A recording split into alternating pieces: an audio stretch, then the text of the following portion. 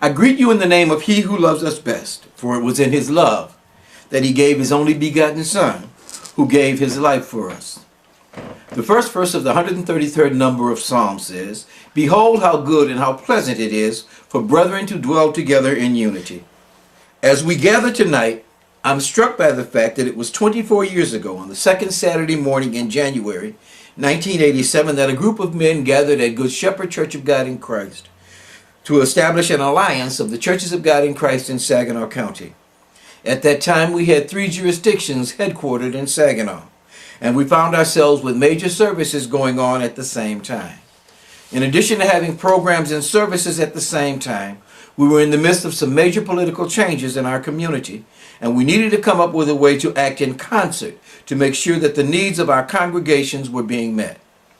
In their wisdom, these great men, such as our former chairman, the Superintendent Theodore Monroe, who called that meeting, the Reverend Dr. H.J. Coleman Sr., who was elected as the first chairman of the Alliance, the Bishop Herbert J. Williams, the Bishop Fred Lewis, and the late Bishop Marvin C. Pryor, with others, agreed that there was a need for us to come together to work as like-minded churches, working to make our community better, eliminate cross-programming, and assist churches in developing programs that would help them to grow.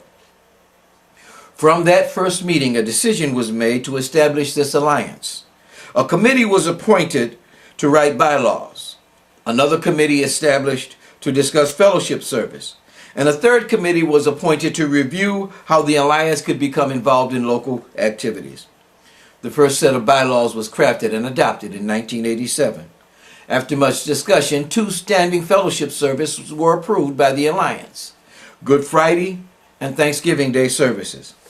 Political candidates and community leaders were invited to address the alliance with issues of concern to our congregations.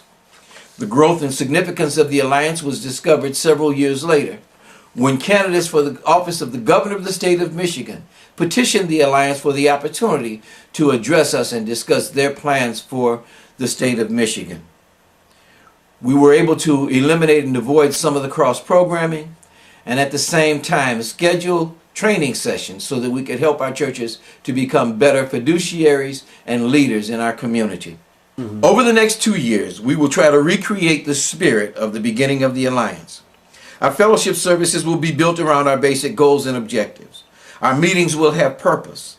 In addition to regular business meetings, we will be inviting guests to address us on issues which are important to the alliance. Some of those meetings will be regarding church growth and development. Others will be with leaders of the community to discuss political and community issues. Others will be fellowship meetings such as this one tonight, so that we can know each other better. Additionally, over the next term, we will establish a web page for the Alliance.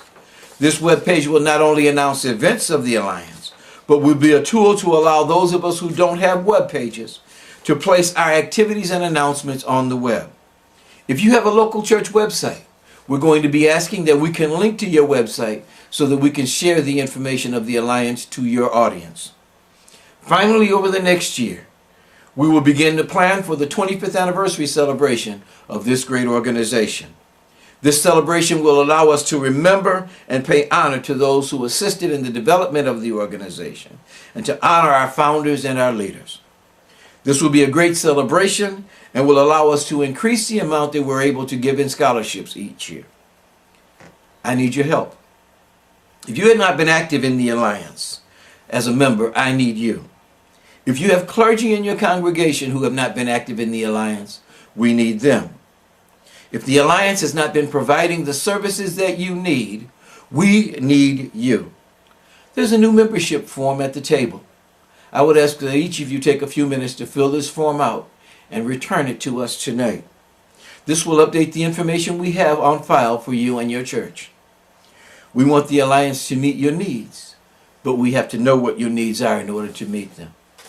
Finally, I'd like to take this opportunity to thank Superintendent Coleman and the Greater Coleman Temple World Outreach Campus family for assisting us in hosting tonight's meeting.